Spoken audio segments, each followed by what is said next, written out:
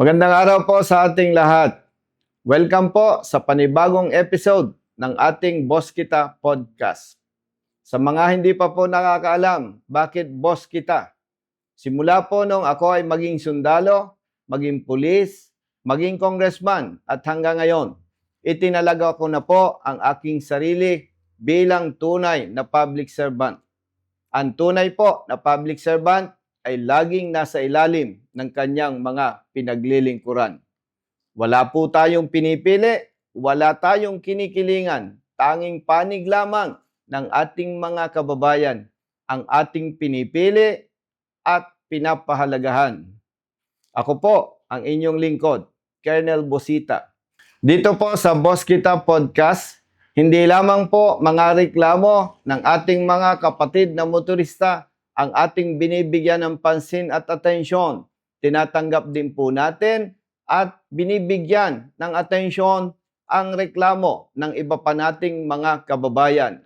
Katulad po ng OFW, PWD at iba pa. Kaya kung kayo po ay driver, commuter, o rider, o ordinaryong Pilipino, ito po ay para sa inyo. Sino lamang po ang hindi kasama sa mga usaping ito? Yun lamang po na mga screwdrivers. No Contact Apprehension Policy, NCAP. Ito po ba ay solusyon sa traffic o pahirap sa mga kapatid nating motorista at sa kanilang pamilya? Nirerespeto po natin ang mga lokal na pamahalaan, kabilang ang Metro Manila Development Authority, MMDA, na nagpapatupad ng ganito. Pero naniniwala po tayo na hindi pa ito napapanahon ngayon. Bakit po? May mga traffic lights po na walang timer. May mga traffic signs po na hindi tugma sa standard na dapat sukat nito at iba pang mga detalye. May mga road signs po na hindi mabasa. Kaya sa mata po at paniniwala ng mga kapatid nating motorista, ito ay hindi serbisyo, kundi negosyo. At ang mga sitwasyong nabanggit po ay nagsisilbing bitag lamang sa kanila. Ano pa po ang malaking problema na hanggang ngayon ay hindi po nasusolusyonan ng mga kinaukulan? May mga motorsiklo po at iba pang mga sasakyan na nabenta na ng paulit-ulit, ilang beses na, iba-ibang tao ang nag-aari nito, na hanggang ngayon po ay hindi pa rin na itatransfer ang ownership ng mga nabanggit na sasakyan. Ibig sabihin po, kung si Pedro ay nagbenta ng motorsiklo o ng kotse at ito ay nagpalipat-lipat na ng 3 o 5 beses o higit pa, kung hindi po ito na ayos ang transfer of ownership, si Pedro pa rin po ang hahabulin ng lokal na pamahalaan. Napakabigat po sa katulad ni Pedro, lalong-lalo na kung siya ay ordinaryong Pilipino lamang. Ano po ang kanyang gagawing legal na pamamaraan? Napakahirap po, lalo na kung siya ay ordinaryong manggagawa lamang. Kaya po, sana ang kahilingan natin sa mga kinauukulan, lalong-lalo na po sa Metro Manila Development Authority na aktibong nagpapatupad nito. Kung kayo po ay tunay na public servants, siguro naman po ay hindi mahirap unawain ang aking mga nabanggit. Ito pong aking mga nabanggit ay para sa panig po ng mga kapatid nating motorista, lalo na sa mga maliit na manggagawa na nagsisikap na mabuhay ng marangal. Pero ang tamang serbisyo na dapat po ninyong ibinibigay sa kanila ay hindi nila natatanggap at hindi nila nararamdaman. Sa halip, ang nararamdaman po nila, kayo po ay karagdagang pabigat sa kanilang buhay at sa buhay ng kanilang pamilya. Ang Boss Kita Podcast ay hatid sa inyo ng aming kapartner at katuwang sa programa. Walang iba kundi ang Cylon Tire. Mga boss, kapag ang usapan ay biyahe, hindi lamang forma ang importante. Kailangan safe, matibay at maasahan ang gamit na gulong ninyo sa araw-araw. Kaya naman maraming motorista ang nagtitiwala sa Cylon Tire dahil sa kalidad, performance at tibay nito sa iba't ibang kondisyon ng kalsada. Mapa-long ride, daily commute, pangkabuhayan, dapat sigurado ka sa kapit at tibay ng iyong gulong. Kaya kung gusto mo ng quality tires na subok sa performance at sulit sa halaga, mag-Cylon Tire ka na. Cylon Tire, maaasahan sa bawat biyahe. Kawalan ng plaka ng rehistradong sasakyan, lalong-lalo na sa mga motorsiklo. Ito po ba ay kasalanan ng motorista, ng kasa, o ng ahensya ng LTO? Alam niyo po, itong usapin sa plaka ay napakatagal ng problema. Ang problema lamang na mabigat dito, ang mga motorista na walang sala ang nahihirapan at nasasakripisyo. Bakit po? May mga pulis po, may mga enforcers na kapag nakita ang motorsiklo o ang sasakyan na wala pang plaka, agad-agad silang hinuhuli at pinagdududahan. Ang masakit po nito, may mga ordinaryong motorista na hindi alam ipagtanggol ang kanilang sarili. Ngayon, sa mga kababayan nating motorista, lalong-lalo na po sa mga riders na may problema na kapareho nito. Rehistrado na ang inyong motorsiklo, pero hanggang ngayon, wala pa kayong natatanggap na plaka. Ipinapaalam po namin sa inyo ng podcast na ito, Boss Kita, na kapag ka po ang inyong sasakyan o ang inyong motorsiklo ay rehistrado, pero wala pa kayong nakakabit na plaka dahil wala pa kayong natanggap sa LTO. Tatandaan po ninyo ito, wala po kayong paglabag sa batas. Ang problemang ito ay nasa panig po ng LTO at ng kasa. Ano po ang inyong gagawin kapag kayo ay nasita o nahuli? Huwag kayong makikipag-away sa pulis o enforcer. Pero kung mali naman ang huli sa inyo, kayo ay tinikitan at kayo ay pinagmumulta, huwag mag-alala. Tumawag po kayo sa amin. 0917-678-2016, 0920-960-1999. Ipagtatanggol po namin kayo. Bakit po? Wala po kayong paglabag sa batas. Ano po ang sabi ng memorandum ng LTO noong tayo po ay nasa Kongreso pa? Kinwestiyon po natin ang LTO Chief, Attorney Asek Bigor Mendoza.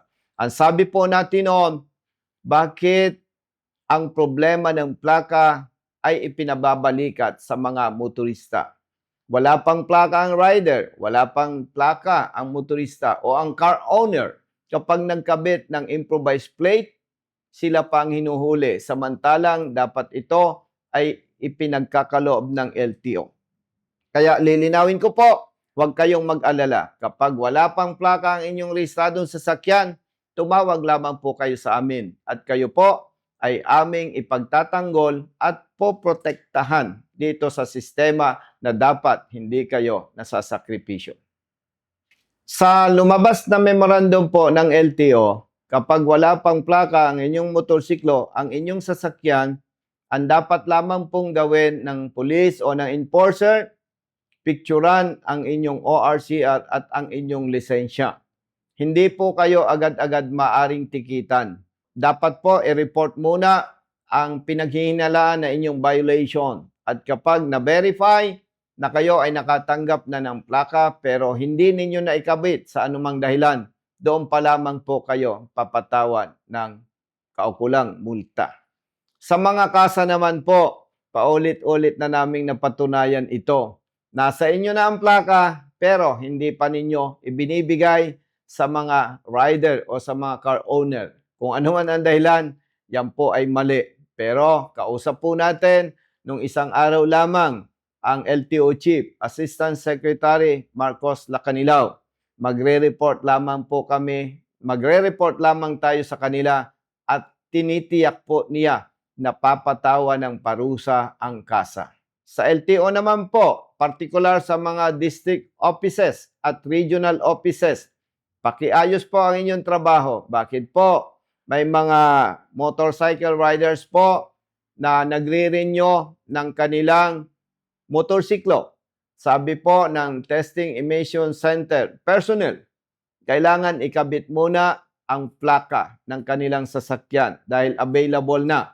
Kapag naman po ang rider ay pumunta sa ahensya ng LTO o sa district office ng LTO, ang sabi po, kailangan irehistro muna bago i-release ang plaka. Ayusin po ninyo dahil sa mga susunod na mangyayari po ito, hindi na kami makikiusap sa inyo. Sa ngalan po ng batas, magsasampa na lamang po kami ng kaukulang reklamo o administrative case laban sa inyo.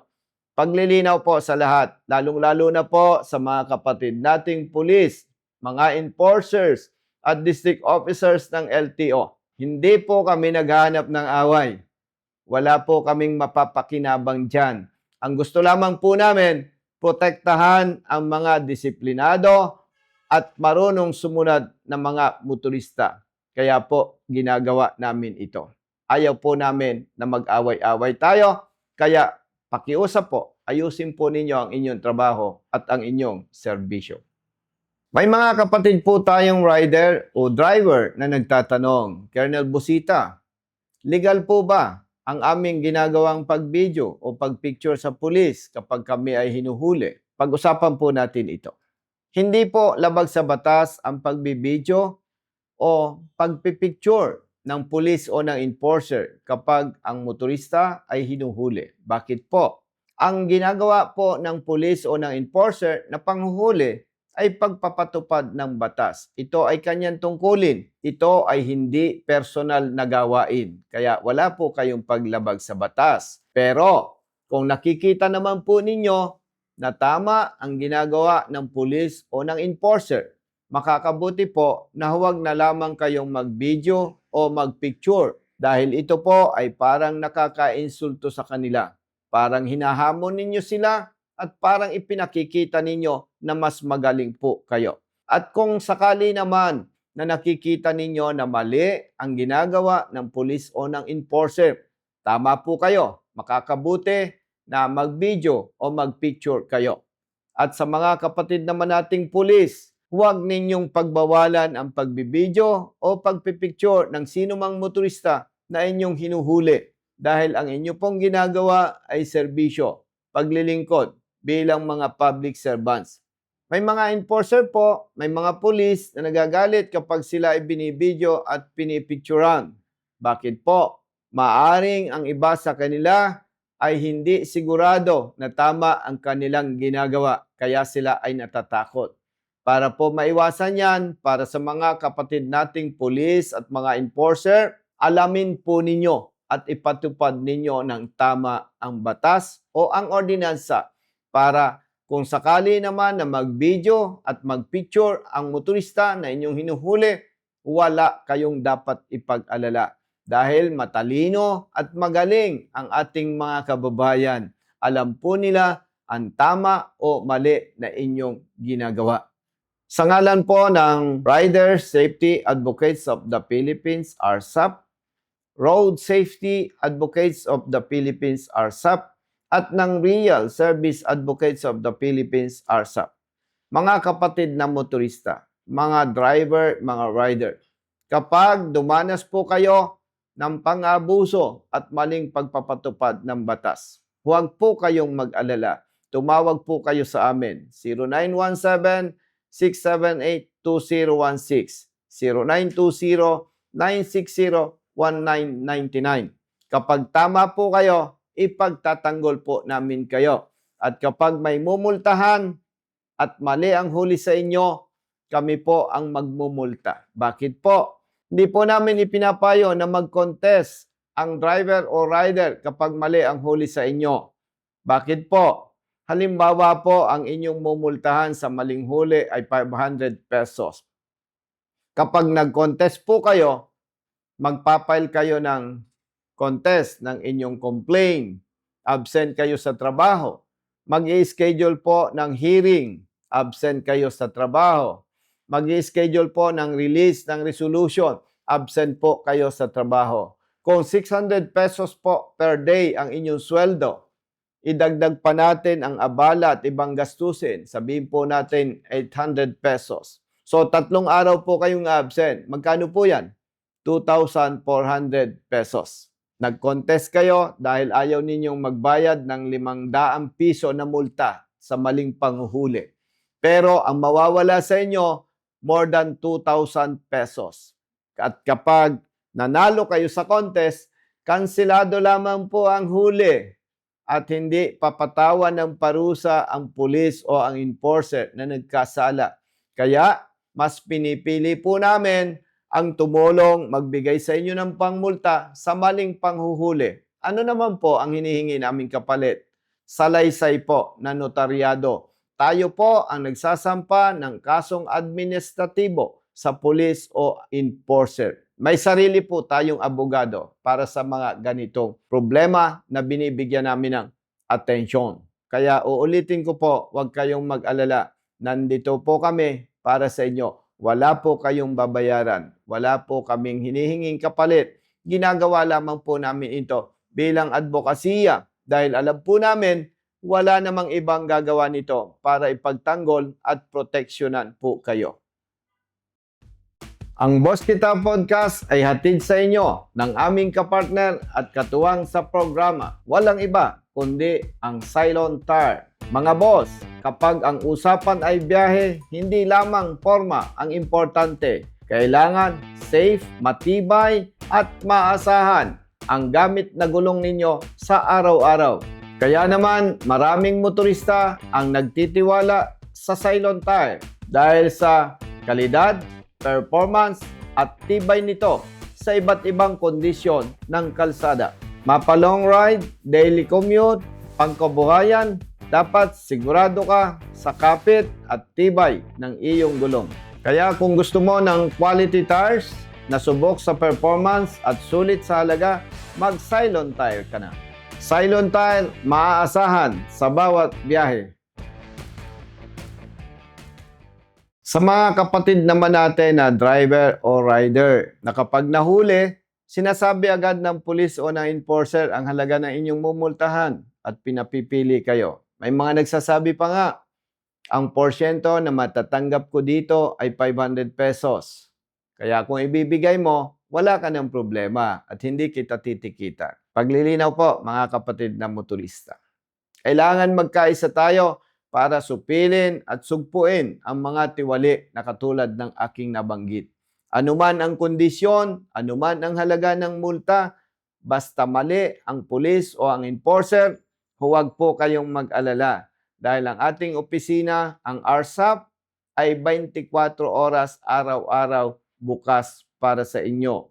Basta manindigan po tayo. At alam naman natin na sometimes hindi naiiwasan ang pagkakamali o ang paglabag sa batas. Pero kung tayo ay magsusuhol at papayag sa katiwalian na ginagawa ng iba, tunay po na tayo ay karagdagang pabigat sa mga nangyayari sa ating lipunan. Kaya pinapakiusap po natin, isulong natin ang pagbabago, manindigan tayo. Kung mali tayo, tanggapin natin, magmulta po tayo. At kung tama naman tayo, huwag kayong mag-alala. Nandito po kami para sa inyo. Sa mga kapatid naman nating pulis at mga enforcer na mali ang ginagawa sa mga motorista. Alam po ninyo yan, mali ang inyong ginagawa. Paalala lamang po sa mga pulis at mga enforcer na hindi tama ang ginagawa laban sa mga motorista. Ipatupad po ninyo ng tama ang batas. Ipatupad po ninyo ng tama ang ordinansa. Dahil kapag nasanay kayo na mali ang inyong ginagawa, nakakatakot po. Baka makatsyempo kayo ng kriminal o marunong gumawa o puminsala ng kapwa. Ang kawaawa po, ang mauulila na inyong pamilya. Kaya po, gamitin ang talino. Paalala po, walang matikas na lalaki kapag nakatalikod. Sa mga kapatid naman po nating driver o rider na nahuli ng pulis o ng enforcer at mali ang ipinataw sa inyo na violation. Simple lamang po yan. Paulit-ulit po naming sinasabi, tumawag po kayo sa aming opisina sa RSAP 0917-678-2016, 0920-960-1999. Ano po ang ilang halimbawa na maling ginawa ng pulis o na enforcer sa rider o sa driver? Halimbawa po, ang rider ay nahuli na walang helmet pero kinumpiska ang kanyang plaka. Mali po ito. Hindi ito dapat ginagawa ng pulis o ng enforcer. Ano pa po? Halimbawa po, ang rider ay nahuli, driving without license, walang lisensya. Tama naman po na makumpiska, ma-impound ang kanyang motorsiklo dahil ito ay para sa kanyang kaligtasan. Ano pa po ang karaniwang maling ginagawa ng ibang pulis at ng enforcer? Halimbawa po, nahuli ang rider, driving without license, walang lisensya. Ini-impound po ang kanyang motorsiklo. Tama naman po ito dahil para sa kaligtasan po ito ng rider. Ano po naman ang maling ginagawa ng iba? Kapag nabayaran na ang kaukulang multa, hino-hold pa rin nila ang motorsiklo ng nasabing rider. Samantalang may kasama siyang lisensyadong driver. Ang sinasabi po ng opisina ng pulis o ng enforcer, kailangan daw magkalisensya muna ang nahuling rider. Mali po yon. Kailangan lamang kapag nabayaran ng multa, ang nasabing rider na nahuli ay mayroong kasamang lisensyadong driver o rider. Sa mga kapatid naman nating pulis at enforcer, nakapareho ng ating nabanggit na maling ginagawa, magbago na po kayo. Dahil nandito po kami, ipinagtatanggol po namin ang mga motorista na nabibiktima ninyo. Kung ayaw ninyo ng kaso, ayusin po ninyo ang inyong trabaho. Paglilinaw po, hindi kami nakikipag-away sa inyo. Gusto lamang po naming protektahan ang mga motorista laban sa maling pagpapatupad ng batas. Ang Boss Kita Podcast ay hatid sa inyo ng aming kapartner at katuwang sa programa. Walang iba kundi ang Cylon Tire. Mga boss, kapag ang usapan ay biyahe, hindi lamang forma ang importante. Kailangan safe, matibay at maasahan ang gamit na gulong ninyo sa araw-araw. Kaya naman maraming motorista ang nagtitiwala sa Cylon Tire dahil sa kalidad, performance at tibay nito sa iba't ibang kondisyon ng kalsada. Mapa-long ride, daily commute, pangkabuhayan, dapat sigurado ka sa kapit at tibay ng iyong gulong. Kaya kung gusto mo ng quality tires na subok sa performance at sulit sa halaga, mag-Cylon Tire ka na. Cylon Tire, maaasahan sa bawat biyahe. Pag-usapan naman po natin ang hinaing ng mga kapatid nating rider sa Dipolog City at iba pang mga lugar sa Zamboanga del Norte. Nitong mga nakaraang araw po, nagkita at nagkwentuhan po kami ni Governor Darrell Uy. At pangunahing napag-usapan po namin ang nasabing hinaing ng mga kapatid nating riders sa naturang probinsya. Bumilang lamang po ng ilang mga araw. Si Governor Darrell Uy ay naglabas po ng Executive Order Number 39, Fair, Evidence-Based, and Just Enforcement for all motorists. Hindi na po dadanas ng maling pagpapatupad ng batas, maling pagpapatupad ng ordinansa ang mga kapatid nating riders sa Zamboanga del Norte. Lalong-lalo na po ang mga kapatid nating riders sa Dipolog City. Bakit po? Base po sa inilabas na executive order ni Governor Darrell Uy, hindi na pwede ang visual inspection. Kailangan po gagamit ng calibrated decibel meter. At kailangan po alinsunod sa ipinatutupad ng LTO. Ano po yon? May paglabag lamang at pwedeng kumpiskahin, hulihin ang rider. May paglabag lamang at pwedeng ma-impound. May paglabag lamang po ang kapatid nating rider kung ang kanyang muffler, ang sound level ay lumampas sa 99 decibels at dapat alinsunod po sa pagpapatupad na ginagawa ng LTO. Ano po yon? Dapat po may distansya na kalahating metro at may angle na 45 degrees. Yan po ay dapat alam ng ating mga pulis at mga enforcer. Hindi po katulad ng dati na kapag modified or aftermarket ang motorcycle muffler, agad-agad hinuhuli kahit hindi lampas sa 99 decibels. Sa direktiba po na ito, sa Executive Order number 39 na inilabas ni Governor Darrell Uy, hindi na pwede ang maling panguhuli ng mga pulis at enforcer. Protektado na po ang ating mga kapatid na riders. Kaya kung kayo po ay dadanas pa ng maling panguhuli patungkol sa muffler ng ating motorsiklo, wala po tayong dapat ipag-alala. Kakampi po natin si Governor Darrell Uy ng Zamboanga del Norte. Kaya, Governor Darrell, maraming salamat po sa inyo. Napakabilis ng inyong aksyon. Ganyan po pala kayo. Madaling sumbungan, agad-agad ninyong inaaksyonan. Muli, sa ngalan po ng Road Safety Advocates of the Philippines, RSAP, at ng Real Service Advocates of the Philippines, RSAP, and Rider Safety Advocates of the Philippines, RSAP, Governor Darrell Uy, saludo po kami sa inyo. Maraming salamat po. Mabuhay po kayo. God bless.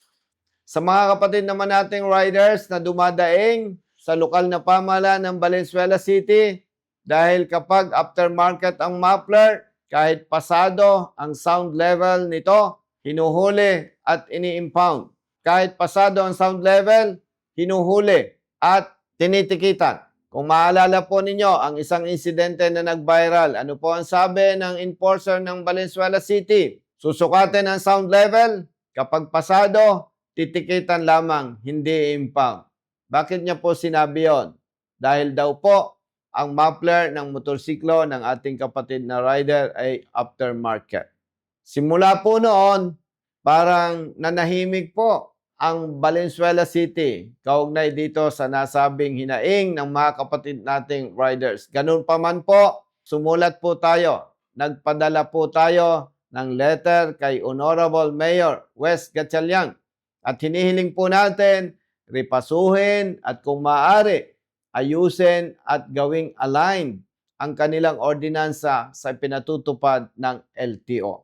Honorable Mayor Wes Gatchalian, Sir, hindi po namin ipinagtatanggol ang mga riders at mga motorista na may paglabag sa batas o sa inyong ordinansa. At kinikilala din po namin ang inyong kapangyarihan. Pero hinihiling lamang po namin kung ano man ang inyong ordinansa, dapat naman po align at alinsunod ito sa ipinatutupad ng LTO. Paglilinaw lamang po, hindi po namin kino-question ang inyong kapangyarihan. Gusto lamang po namin protektado at naipatutupad ng tama, patas at maayos ang inyong ordinansa laban sa mga motorista. Dahil kung hindi po, kayo po ay karagdagang nagpapabigat sa buhay ng mga riders, sa buhay ng mga motorista at ng kanilang pamilya. Hindi po kami nakikipag-away sa inyo. Pare-pareho po tayo na ang hinahangad lamang ay kaayusan at paglilingkod sa minamahal nating mga kababayan. Mabuhay po tayo. God bless. Sa mga lokal na pamahalaan naman po, sa mga mayors na hindi nagdudulot ng pahirap sa buhay ng mga riders at ng mga motorista, humahanga at sumasaludo po kami sa inyo. Tunay kayo ng mga public servants. Hindi ninyo ginagawang negosyo, ang dapat sana ay inyong serbisyo. Mabuhay po tayo. God bless. Sa mga kapatid naman nating motorista na bumili ng motorsiklo o ng ibang sasakyan, pero inaabot ng ilang months bago lumabas ang release ng ORCR sa kasa, ito po ba ay problema sa kasa o problema sa ahensya ng LTO? Pag-usapan po natin ito. Marami po tayong mga kapatid na riders ang dumadanas ng problema patungkol sa ORCR ng kanilang biniling motorsiklo. Hindi katulad ng ibang mga car owners na hindi naman kasing tagal ng dinadanas ng mga riders. Tanong, bakit nangyayari ito? Para po sa inyong kalaman, base sa ating mga naranasan, base sa mga tawag, sumbong na dumudulog sa atin, hindi po problema ito sa parte ng LTO. Hindi lahat. Pero may mga kasa po, may mga dealers na hindi nagsasabi ng totoo sa kanilang mga customers. Una, may mga kasa po na iniipon o pinaparami muna ang kanilang nabenta na motorsiklo bago sila mag-asikaso ng rehistro ng mga ito. At meron naman po mga kasa na ang idinadahilan, mabagal daw sa LTO. Ang problema daw sa LTO, pero napatunayan naming maraming beses na ang problema po ay sa kasa. Ano pa ang nalaman nating information? Na may mga kasa na talagang intentional, hindi agad ipinaparehistro ang motorsiklo na binili o hulugan na nakuha ng rider. Bakit po? Para daw kapag hindi nakabayad o nakapaghulog ang rider sa kanyang obligasyon para sa kanyang motorsiklo, kapag binawi ng dealer o ng kasa, mananatiling brand new ito, hindi second hand. Kaya po, para sa kalaman po ng ating mga kapatid na riders na dumadanas ng ganito, malinaw na malinaw po ang nabanggit at ang usapan po namin ng LTO Chief, Assistant Secretary Marcos Lacanilao. Magsumbong lamang po tayo sa kanila at agad-agad nila itong aaksyonan. Papatawan nila ng malaking halagang multa ang kasa o ang dealer na magkakasala sa inyo at may iba pang mga karampatang parusa laban sa kanila. Kakampi po natin ang LTO. Huwag po tayong mag-alala, huwag natin silang konsintihin. At paglilinaw po sa mga riders na dumadanas nito, ang authority to travel or travel authority na binibigay ng kasa sa inyo, yan po ay illegal. Hindi yan valid. Kapag nahuli kayo, tiyak na tiyak, magmumulta kayo ng 10,000 para sa unregistered vehicle at 2,000 para sa pagmamaneho ng hindi rehistradong sasakyan.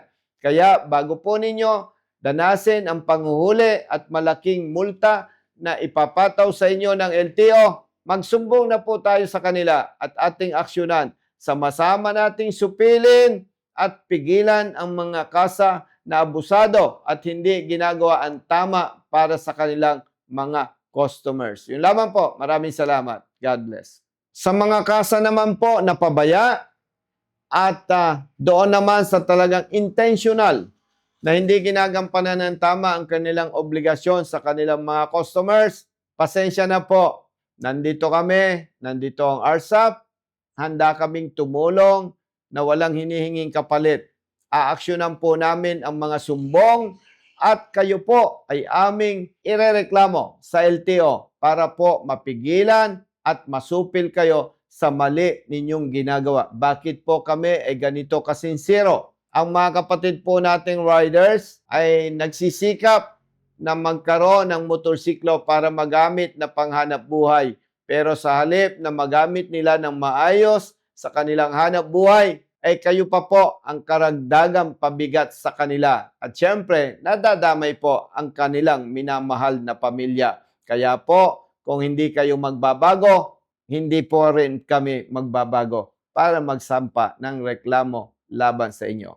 Paglilinaw po, hindi kami nakikipag-away sa inyo. Ang gusto lamang po namin, protektahan ang mga kapatid nating riders at iba pang mga motorista nagsisikap mabuhay ng marangal para sa kanilang pamilya. Hindi po namin papayagan ang mali ninyong ginagawa laban sa kanila.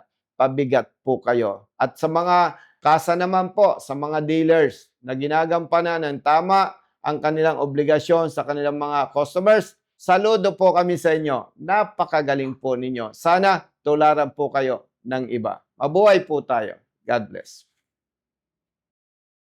Sa ating pong mga kababayan, particular sa mga riders at mga drivers at iba pa. Maraming salamat po sa inyong patuloy na pakikisa, panunod nitong ating Boss Kita podcast. Mananatili po kaming narito para maglingkod sa inyo, ang boses ng masa at ng mga motorista.